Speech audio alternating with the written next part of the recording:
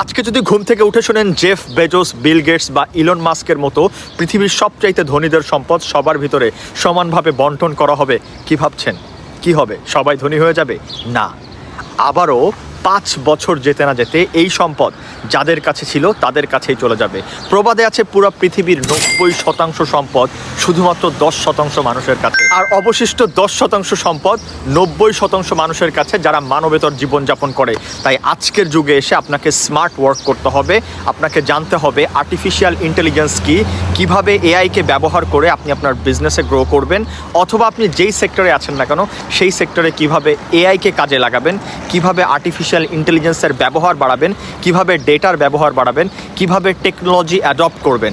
যদি এটা না করতে পারেন তাহলে হয়তোবা ভাই আপনি অনেক পিছনেই থাকবেন, আর এখনও ওই প্রবাদেই বিশ্বাস করবেন যে পরিশ্রম সফলতার চাবিকাঠি। পরিশ্রম না, সফলতার চাবিকাঠি হচ্ছে বিশ্বাস, পারসিস্টেন্সি এবং সবচাইতে বড় ব্যাপার টেকনোলজি অ্যাডপশন। আপনি যদি আজকে সে না বুঝতে পারেন ডাইনোসর কেন পুরো পৃথিবী থেকে বিদায় নিয়েছিল, তাহলে আপনি এখনও বোকার রাজ্যেই বসবাস করছেন।